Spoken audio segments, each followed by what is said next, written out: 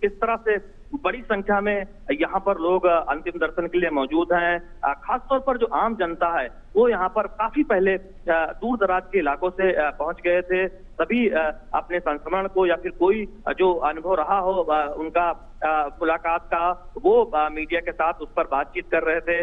बता रहे थे कि कैसे उनके मार्गदर्शन में कैसे पार्टी के अंदर तमाम कार्यकर्ता आगे बढ़े, उनको मार्गदर्शन मिला और इसके साथ ही साथ जो एक अनुभव रहा और खासतौर पर उनके भाषणों को लेकर जिस तरह से उन्होंने अलग अलग पदों पर रहते हुए जो एक महत्वपूर्ण जिम्मेदारी निभाई, दायित्व को जिस तरह से बखूबी निभाया, उसकी लोग चर्चा कर रहे हैं। आपसे थोड़ी देर पहले शहनवाज हुसैन से, बीजेपी के वरिष्ठ नेता से बातचीत में उन्होंने कहा कि दरअसल ये बहुत कम बिरले होता है जब कोई नेता एक विपक्षी दल के नेता के तौर पर उतना ही प्रभावी और ओजस्वी भाषण देता है और उसके बाद जब सत्ता में आता है तब भी एक तरह से वही ओज, वही एक तरह से वाणी में एक तरह से ओज दिखाई देता है। और जिस भी पद पर रहे हो, चाहे विपक्ष के नेता के तौर पर या फिर विदेश मंत्री के तौर पर या फिर संगठन के पदाधिकारी के तौर पर, हर पद पर उन्होंने बखूबी जिम्मेदारी से काम किया और भावी पीढ़ी के लिए एक आदर्श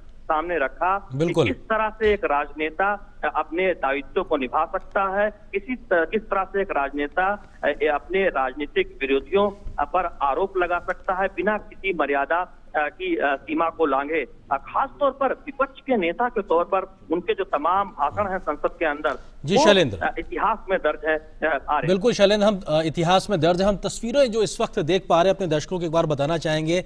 सुषमा स्वराज जी का पार्थिव शरीर जो है अब इस वक्त भाजपा के दिल्ली स्थित बीजेपी मुख्यालय पर आ चुका है। वहां पर अब उनके पार्थिव शरीर को अंतिम दर्शनों के लिए रखा गया है। हम सब जानते हैं कि भारतीय हिंदू धार्मिक जो एक रीति रिवाज है उसमें जब किसी सुहागिन महिला की मृत्यु होती है तो उसके बाद में उस प्रकार की धार्मिक मान्यताओं के आधार पर उनकी इस यात्रा को आगे बढ़ाया जाता है। उनके इस पार्थिव शरीर पर वो एक चुनरी यहाँ पर साफ तौर पर देखी जा सकती है। वो चुनरी होती है जो भारतीय धार्मिक या हिंदू मान्यताओं में अगर बात की जाए तो किसी एक प्रकार के शुभ मौके पे एक तरीके से पहनी जाती है, तो उसको उस तरह से देखा जाता है। एक प्रकार का एक पूरी एक व्यवस्था है, परंपरा है, इस प्रकार की एक मान्यताएं हैं जो हिंदू धार्मिक परंपराओं में है। और उसी मान्यता के आधार पर, क्योंकि जीवन पर्यंत सुषमा स्वराज जी ने एक भारतीय महिला की जो एक छवि है, चाहे वो माथे पे एक बड़ी सी बिंदी हो या माथे पे मांग में एक बड़ा सिंदूर भर के वो जिस तरह से एक तरीके से पब्लिक फिगर के तौर पे रही है, हमेशा उन्होंने उस पहचान को हमेशा अपने साथ जीवित रखा है। आज भी उस परंपरा के साथ में इस वक्त वो यहाँ पे हैं। हमने देखा है कि कैसे 24/7 हर वक्त पार्टी के हित के लिए वो खड़ी रहती थी, लेकिन आज पार्टी मुख्यालय के यहाँ पे शैया पे वो विश्राम करती नजर आ रही, क्योंकि ये उनकी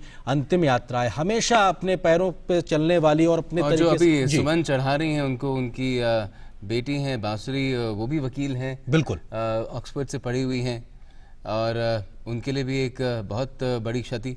और तमाम परिवारगण भी हैं मेरे ख्याल से यहाँ पर जो अभी श्रद्धा सुमन उन्हें अर्पित कर रहे हैं। आरेंद्र, बिल्कुल। और मेघना हमारे साथ हैं। आरेंद्र, मेघना is with us, she is at the BJP headquarters. मेघना, you are bearing witness to this extremely sorrowful moment. Just tell us what you're learning about what's happening around you at the moment. Yes, Gautam, when earlier we were there at Sushma Swaraj's residence, there were people, swarming in like, it's like swarm of bees. There were so many people around wanted to pay the last tributes to Sushma Swaraj. And obviously, after her mortal remains were kept at her residence, it has been now brought to BJP President Amit Shah, JP Nadda, Working President, Home Minister, I beg your pardon now, Amit Shah, and Working President of the party, JP Nadda, there as well. Meghna, go on. Yes, so as you just said, Gautam, all the BJP senior leaders and everybody is inside the BJP headquarters, and the mortal remains have just a few minutes ago, the mortal remains have reached the BJP headquarters. And I wish I could have shown you the visuals here, and we might just be showing the visuals. Wherein there's so many Karyakartas from so many places who have, come in here at the BJP headquarters to pay the last tributes. And I can witness a huge, long line which goes across the road, which, several meters across the road. I guess it is almost 1 to 2 kilometers of a huge line, which is of the Karyakartas. They're wanting to go inside, pay the last tributes to Sushma Swaraj. And when we saw that there were so many party leaders who had come in to pay their last respects to Sushma Swaraj at her residence as well, Gautam. And when we also saw that across party lines, as we were talking, cross-party lines, Sushma Swaraj, has earned a lot of respect and a lot of love from everybody, and that is one of her talents. That her so empathetic, and she was also, we know that she had served as the Indian Minister of External Affairs under Prime Minister Narendra Modi, and she was responsible for implementing the foreign policy of the Prime Minister Narendra Modi. The only second woman next to Indira Gandhi to hold that post, as we know. And obviously, there were several leaders today who were remembering fond memories with her. And when we also know that there were so many people from her family as well who were into tears, and it was such a devastating situation for them, and such a shock that they could not actually absorb the grief today. And it was actually very evident in their eyes, and they were mourning, her depart. And obviously there were so many Karyakartas and still Karyakartas around. So as her mortal remains will be kept here for some time, so that the Karyakartas can pay their last tribute. Yes, we just saw Haryana Chief Minister Manohar Lal also paying his floral tributes to Sushma Swaraj. और शिवराज सिंह चौहान इस वक्त तस्वीरों में दिख रहे हैं। शिवराज सिंह चौहान मध्य प्रदेश के मुख्यमंत्री रहे लगातार, और विदिशा से, मध्य प्रदेश से ही वो जीत के भी आती थी लोकसभा से, तो अपने आप में एक छोटे भाई के तरीके से और बड़ी बहन का रिश्ते के तौर पे हमेशा इस बात को सार्वजनिक तौर पे अपने आप से बात कहा गया। All those leaders are in who could immediately get to Delhi right in the morning to pay their last respects at the residence are here now, coming from distant areas of the country. We have a huge country, and Sushma Swaraj touched almost every part, and you can see a reflection of that here as well. बिल्कुल, और हम एक जल्दी से इस बात को भी रखना चाहेंगे कि यहाँ पे जब उनके पार्थिव शरीर को पार्टी मुख्यालय में रखा गया है, तो पार्टी की ओर से सर्वोच्च सम्मान के तौर पर पार्टी के राष्ट्रीय अध्यक्ष अमित शाह ने बीजेपी के झंडे को उनके पार्थिव शरीर पर रखा। एक तरीके से बहुत बड़े सम्मान के तरीके से है कि इस पार्टी को इस मुकाम तक लेकर आने वाले लोगों में से आपके इस अथक प्रयास को आज पार्टी किस भावभीनी और श्रद्धांजलि के तौर पर देती है, लेकिन अपने आप में बेहद बड़ा सम्मान पार्टी के तौर पर। अश्मिता जी, आप बहुत जल्दी से कुछ रिएक्ट करना चाहती थी, और किस तरह से आप देखती हैं इस अंतिम यात्रा और इस पड़ाव को?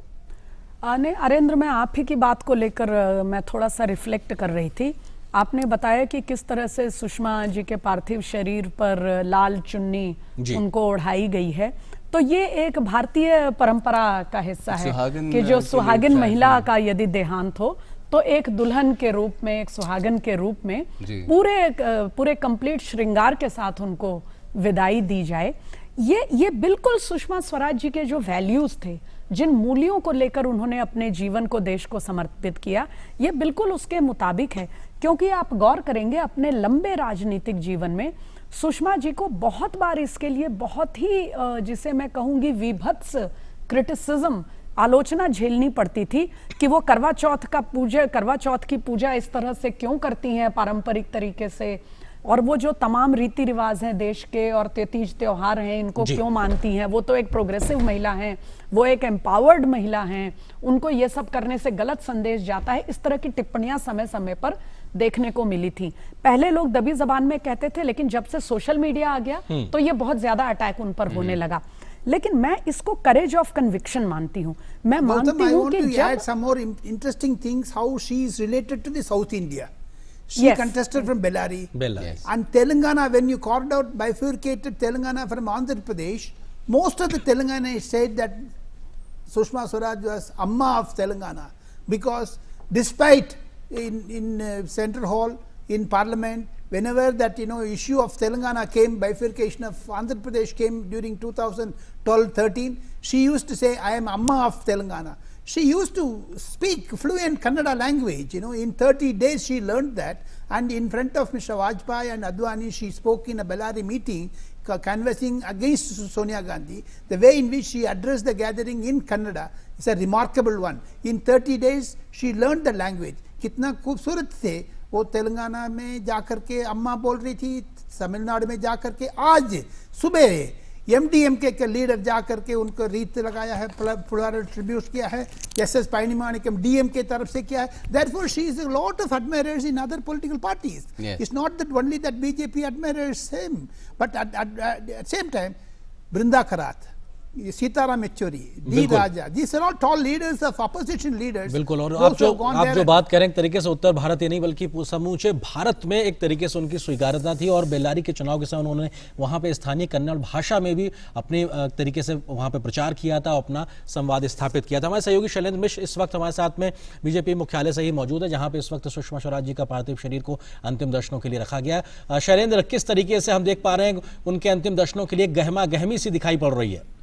बिल्कुल, इस वक्त आप तस्वीरों में देख पा रहे होंगे आर्येंद्र, इस तरह से बड़ी संख्या में दिल्ली, हरियाणा, उत्तर प्रदेश सहित तमाम राज्यों से आम जनता यहाँ पर आई हुई है उनके अंतिम दर्शनों के लिए. और आप अभी जिक्र कर रहे थे कि बेल्लारी से जब उन्होंने चुनाव लड़ा और किस तरह से कन्नड़ सीख लिया, सिर्फ एक ही महीने में पार्टी के आला नेता हतप्रभ रह गए थे कि एक ही महीने में वो कन्नड़ में भाषण करती वहां पर नजर आई थी. और दरअसल हम जानते हैं कि हाल ही में जो अभी अभ्यास सत्र हुआ था बीजेपी का, उसमें प्रधानमंत्री नरेंद्र मोदी ने इस बात पर जोर दिया और कहा कि सांसद उसकी उम्र चाहे जो हो, लेकिन जो सीखने की जो एक ललक है, जो एक विद्यार्थी भाव है, वो जीवित रहना चाहिए हमेशा. तो एक तरह से सुषमा स्वराज जी से प्रेरणा ली जा सकती है कि किस तरह से उसे सीखने की ललक उनमें थी. और तमाम जो भारतीय राजनीति में बीजेपी में जो आने वाले युवा थे, वो एक तरह से उन्हें प्रेरणा स्रोत के तौर पर देखते थे कि किस तरह से तमाम जो महिला नेत्री बीजेपी में आगे बढ़ना चाहती थी.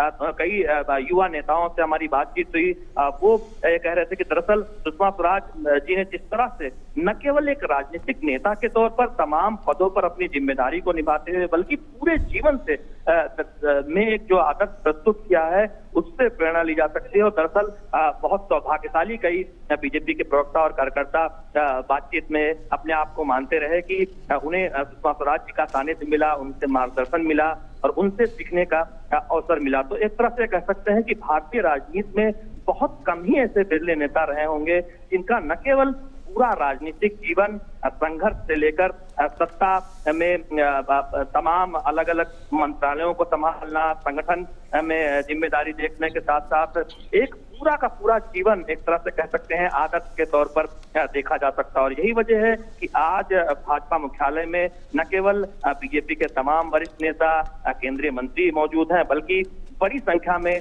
आम जनता, दिल्ली की, हरियाणा की, जहां से उन्होंने एक तरह से राजनीतिक करियर की शुरुआत की, सबसे कम उम्र की महिला मंत्री बनी हरियाणा में, हम जानते हैं. उसके बाद दिल्ली की भी मुख्यमंत्री रही. और ऐसे में बड़ी संख्या में दिल्ली और हरियाणा और उत्तर प्रदेश के लोग यहाँ पर मौजूद हैं और एक तरह से अंतिम दर्शन करना चाहते हैं. और जब मैं यहाँ आज सुबह भाजपा मुख्यालय आया तो मैंने देखा कि सुबह से ही लोग यहाँ पर आना शुरू हो गए थे और बहुत उत्सुक थे इस बात को लेकर.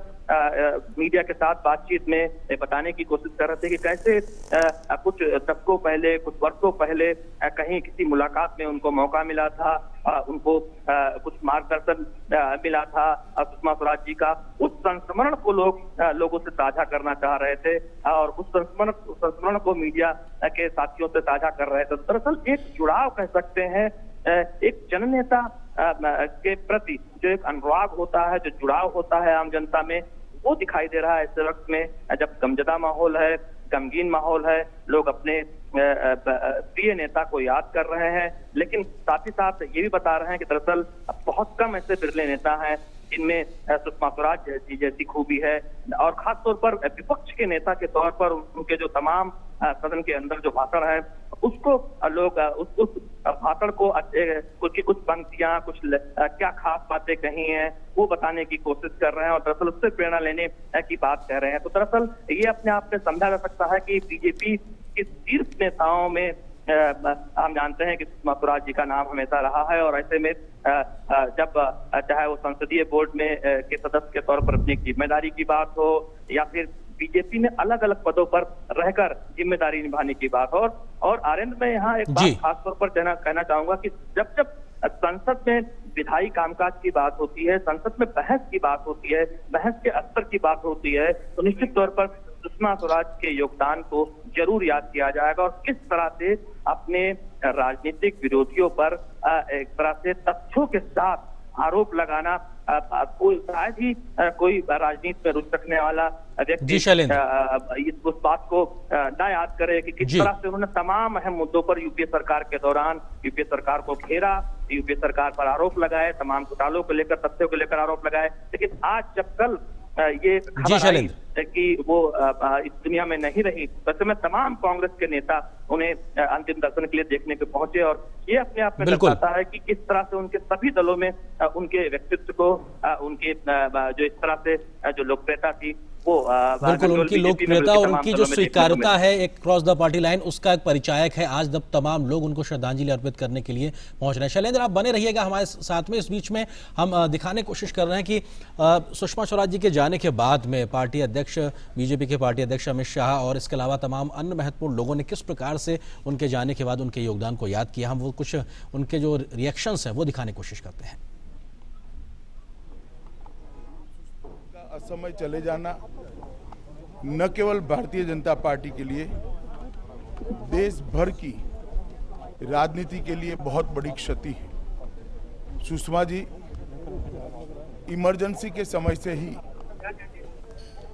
देश के राजनीतिक नभ की एक चमकती हुई सितारे के रूप में उभर कर आई। दिल्ली के मुख्यमंत्री, देश की लोकसभा में विपक्ष की नेता और कई मंत्रालयों के मंत्री के रूप में उन्होंने अटल जी और मोदी जी की सरकार में एक कुशल प्रशासक की तरह काम किया। विदेश मंत्री के नाते गत 5 सालों में सुषमा जी ने मोदी जी के नेतृत्व में देश की ख्याति दिगंत तक पहुंचाने का काम किया। आज उनके जाने से एक बड़ी रिक्तता भारत के राजनीतिक क्षेत्र में खड़ी हुई है, जो लंबे समय तक मैं मानता हूं भर नहीं पाएंगे। दुनिया भर में भारतीय संस्कृति की प्रखर राजदूत श्री सुषमा जी थी, जिन्होंने भारतीय संस्कृति और भारत का पक्ष प्रखर रूप से विश्व के हर देशों के अंदर रखा। भारतीय राजनीतिक स्थिति का एक चमकता हुआ सूर्य आज श्री श्रीमती सुषमा स्वराज जी के रूप में अस्त हो गया। एक कुशल प्रशासक, संवेदनशील राजनेता, एक ओजस्वी प्रखर नेता के रूप में उन्होंने अपनी छवि बनाई थी। चाहे संसद के अंदर सत्ता पक्ष के मंत्री के रूप में हो, चाहे प्रतिपक्ष के नेता के रूप में हो, चाहे राज्यसभा के नेता के रूप में, उन्होंने एक प्रखर रूप से अपनी बात सदन में हमेशा रखी थी। आज हम एक कुशल राजनेता को खोकर सारा देश दुखी है।